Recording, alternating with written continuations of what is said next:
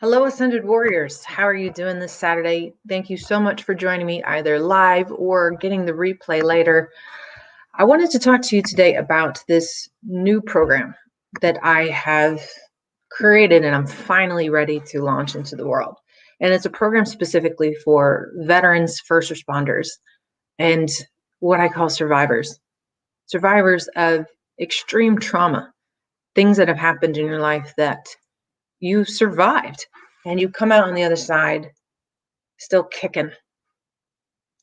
So what I had decided to do, or where my heart was with this, was really trying to figure out what it was that defined the suffering that I felt when I left the military. And I know a lot of my friends have gone through when they have left the military or leaving the police force or the fire departments or medic, EMT. When we leave a career that is so defining, why do we suffer? Why do we deal with depression? Why do we feel lost? Why do we feel like we can't connect to our families anymore? So when I got out of the military a few years ago, it took me about a decade to figure out what it was that was making me feel those things. And at first, I thought it boiled down to hope, that I had just lost hope for the future, that I felt the best years of my life were behind me because I had done something so extraordinary. But when I continued to dig and I continued to work on myself and really get introspective and look at what it was that made me happy, I realized the answer went a lot deeper than that even hope, loss of hope, was a symptom. It was not the cause. So after many, many years of meditation and mindfulness and really trying to figure out who I was, I realized that a common problem that a lot of first responders, military survivors face, is complete loss of identity. So we look at it this way.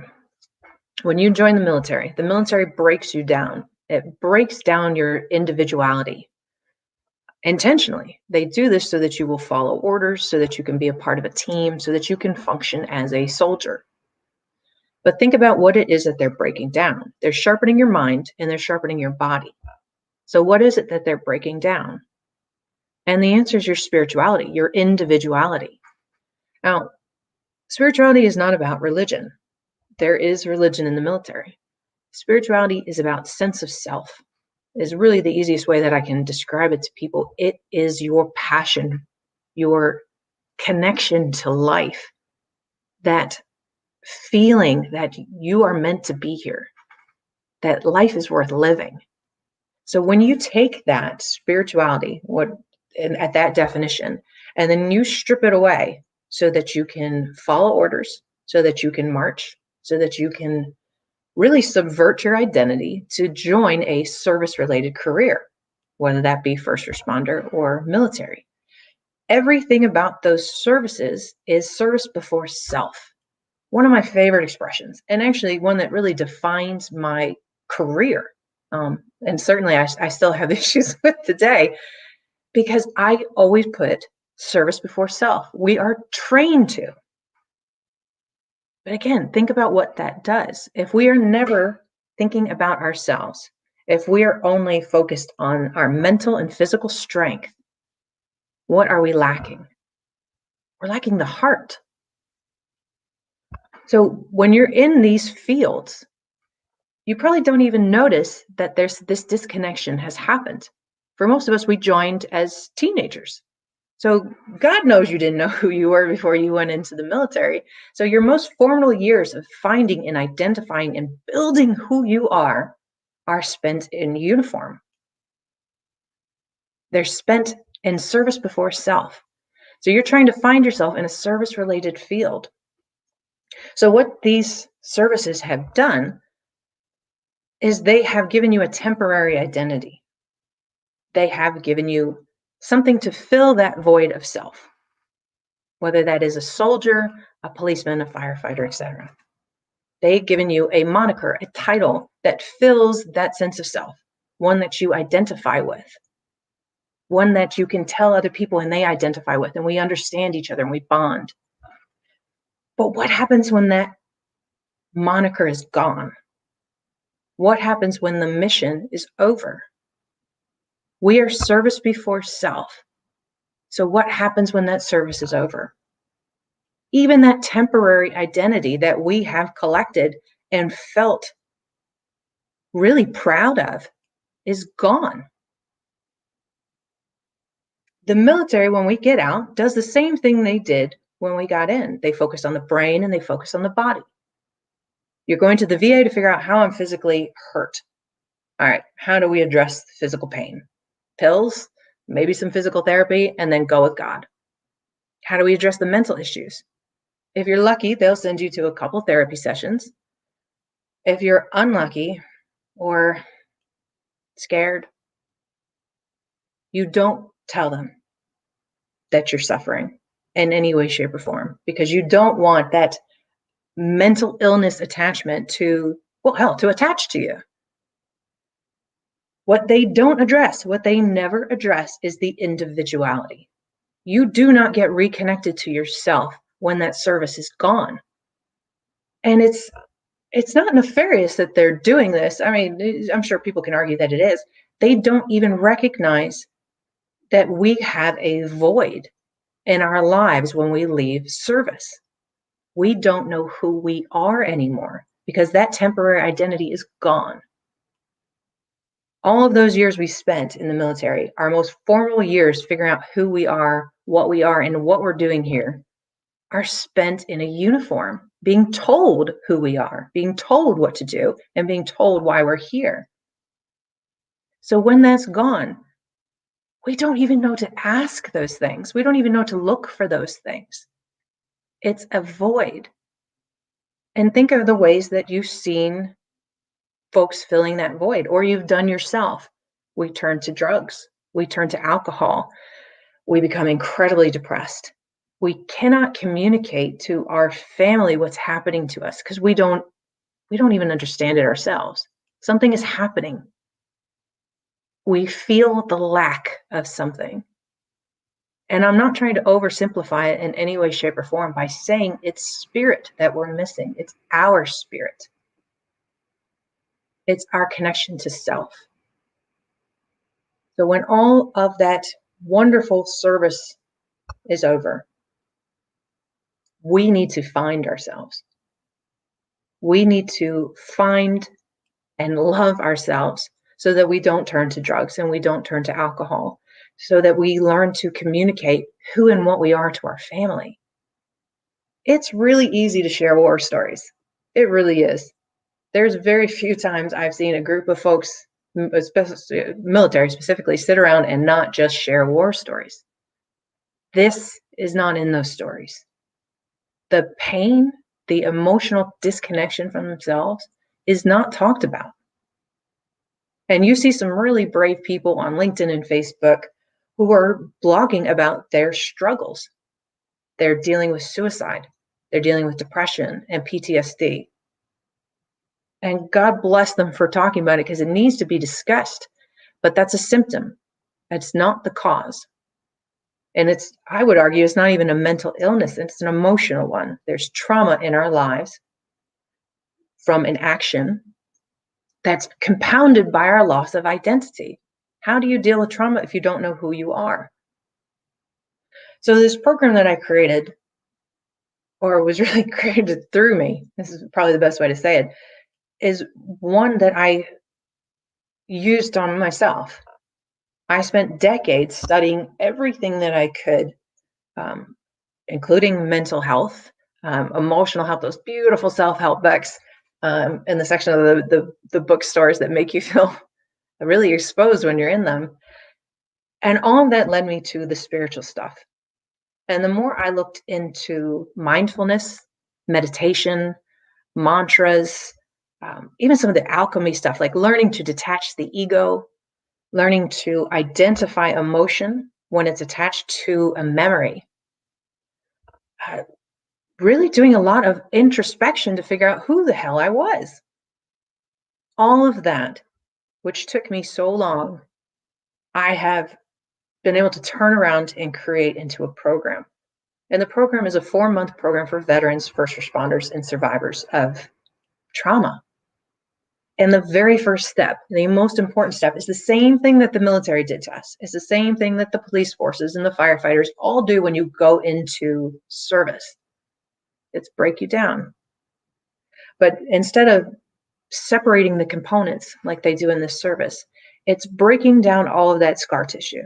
It's breaking away all of those temporary identities that you've picked up over your lifetime. It's not just service that does it to us. We grab them from our families. We grab them from school. We're always told to conform, to fit, to be here. But that's never who you really are. So the first step is to break down all of those labels to find out who you are, who this is. To reconnect you with your spirituality, you must understand who you are. So to do that, and the ways that have worked for me is definitely meditation, to go deep into those spaces, to learn to quiet the mind so that the mental isn't overpowering the spiritual. To go through mantras, that idea of repeating a phrase over and over has the power of changing the way the brain works. You are reconnecting different neurons in the brain by creating a new pathway. So if I'm constantly hearing, I don't know what I'm doing, I'm lost, I'm alone. Well, you start repeating a phrase saying that you are loved and you are whole. Your brain is now connecting these different pathways, and you're building the muscle memory the same way that we have done through our years of training to recorrect all of those patterns that we've put into our life and all those titles in that false identity that we've had in our lives. That is the very first step. And one of my favorite things of this opening part, this first month, is using a lot of left-brained things. There are a whole world of people out there who are not necessarily artistic or creative or that right-brained feeling type of person. I would say a lot of us are very logical type of people. That doesn't mean spirituality is not for us. That doesn't mean we shouldn't connect to our spirituality. We just do it a little differently. So for me, the way I connected with my spirituality was doing a lot of life purpose work. And Edgar Cayce is absolutely one of my favorite people to study on this, because he got down to like a formula for figuring out why you were born, what gifts you were born with, just naturally. What strengths did you have? What passions did you have? Name one experience where you felt the most proud of yourself and write it out. When you look at all these cool logical documents together, you start to see patterns that show you who you are, who you were born to be. And you create a mission statement from that information, just like any of the other service. I am here for this. That feeling, when you not only accept, but come to honor all the things that you've gone through in your life because they created this amazing person that you are, and you realize you are exactly who you were born to be. That feeling is indescribable. And I had that aha moment when I was doing dream work during this university class that I was taking, learning to pay attention to your dreams, to record them, and to look for patterns, just like I was talking about with the Edgar Cayce work. I realized when I put the Edgar Cayce work together and I started looking at the dream patterns, I was exactly the person I was meant to be. I was militant. I was masculine. I was brave and scared all at the same time in different degrees. I was exactly who I was meant to be. And the feeling of completion is indescribable. I felt that I know that I presented myself differently to the world from that moment on, because the fears and the insecurities that I didn't know who I was were gone. They can creep up every once in a while, but you have tools to not only find out who you are, but learn to love who you are. And that's all the first month, is just finding who you are through all those wonderful things, meditation, these wonderful exercises of Edgar Cayce's, even the dream work. And we're looking for patterns overall. Who are you? Not who have you been told that you are. And once you reconnect to that, you start to rebuild. But you're rebuilding from a place of strength. You're not rebuilding towards anybody else's model of who you should be and what you should be. You're building to your ideal self, who you were born to be. You're building that essence of you. That's an incredible journey just in itself. Once you get to that place, you can start to deal with the emotional traumas, the abuse, the attacks, the things that we've done in our life that we're not proud of, the guilt that we hold on to. All of those things are healable. These are not things that we need to suffer for the rest of our lives. We don't need to torture ourselves for the rest of our lives. And that's really the pattern that we get into. So when you're rebuilding towards this ideal, we are going to disconnect the emotion from the memory. So think about it this way. If you were remembering being chased by a dinosaur, should you feel fear? Should you feel stress? Just when you're remembering it. Seems kind of silly when you think about it that way, but that is how memories work. We have attached emotion to a memory so that when we remember it, it's like being there again. When you think about being attacked, when you think about being in combat, when you think about seeing women and children in horrible, horrible circumstances, you feel, and even when I say that, I feel the lump raise in my throat, because I can remember, as if it's happening now, the emotions that I felt in that moment. Now, that isn't necessary. We don't need to do that. So if you have something that plays in your mind, a memory that comes up, and you replay that guilt and that fear and that hatred, all you're doing is torturing yourself. You can learn to release that emotional trigger from the memory because it's not happening anymore. A memory cannot hurt you. You have the power to detach that. And it really starts with just being aware that it's happening. I am, like I said, very into the left brain stuff. So alchemy was a huge of interest to me, as well as some of Buddha's steps of ascension. And they talk about the second step of alchemy is detaching emotion, being able to detach emotion.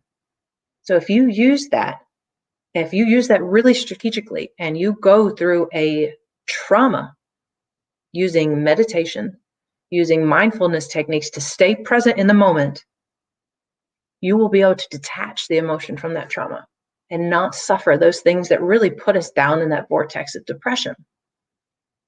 That is possible. It's not only possible, I've done it. I know lots of people who have done it. This is your right. Just because you experience something does not mean you still need to suffer for it. So that is the second month, is all about the rebuild. Detaching the emotion, dealing with the trauma, dealing with whatever it is that we need to reveal. It's like stripping away the scar tissue so that you can heal properly. That whole second month is the rebuild. Now, none of this is easy. This is life-changing stuff. If you have sat in your room or anywhere else alone feeling horrible and you have no way to get out of that dark space, then this might be the right plan for you. This might be a way for you to heal. And the last 2 months are all about growth and embracing who and what you are in a very tangible way. So what do you want to do with who you are now?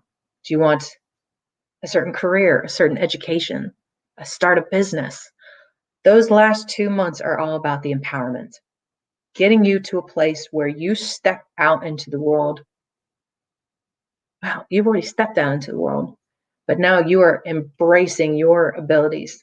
Everything that you've earned in the military, everything that you've earned through your first responder jobs is incredible. You are incredible people. That pain is possibly stopping you from seeing how incredible you are and allowing the world to see how incredible you are. So strip that away and think of what you can do. So the first program that I'm doing is going to start in June, second week of June. And I'm just going to do it with a very small group, like maybe 1 or 2 people.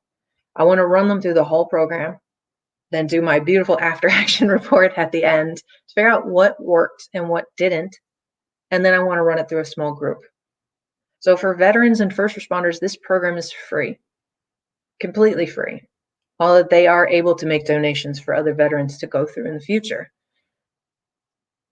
The idea is we have served. We have given so much to this country, to people that will never know our names, that will never understand what we have done for them, and a lot of them just probably don't even care. So this is my effort to change the world. With each person that goes through this program, with each person that learns to find themselves, to find out how badass they are, I want them to reach out and teach 10 other people. I want teachers to learn these techniques so that they can teach their teacher communities, athletes to teach other athletes. We are never alone. We build communities as we come up. So the more we reach out and help each other, the more it will trickle out and affect everybody. That is my goal with this program, is to create this beautiful trickle-down effect where people can go through the program and then turn around and teach it to other people. So if you are interested in this program, please message me on any whatever social media this is going through. Check out ascended-warrior.com for more information on the program if you want to learn more. And if you're interested in donating to the veterans, I'm partnered with a nonprofit that collects all of the donations, and then the programs are paid for via scholarship funds through that program. So check out www.ascended-warrior.com for more information on how to donate. This is my spirituality. This passion for helping other people by bridging the two communities that I love, the spiritual and then the military. It took me a long time to realize that you could even do that. Being able to do this for other people is a gift. It's a gift to me. And I am so, so excited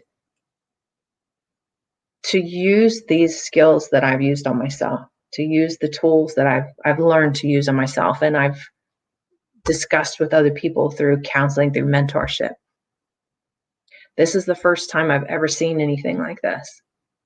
It's certainly the first time I've ever seen it for the veterans. So if you are interested, or you know somebody else who's interested, reach out to me. I would love to hear your feedback on any of it. And if you're interested in the program, hit me up. Whether you can get into the first small group or it takes a little bit longer, we will all be served through this. So to everybody out there, veterans, first responders, survivors, thank you so much for your service. Thank you so much for what you have done for others. I understand that driving passion. And I am deeply, deeply grateful to say that I'm one of you. And that I'm very, very proud to be a part of those communities. So until next time, thank you guys so much for listening. If you listen to me ramble on for 20 minutes, I really appreciate it. Let me know what you think. Please share this video if you know other people that'd be interested.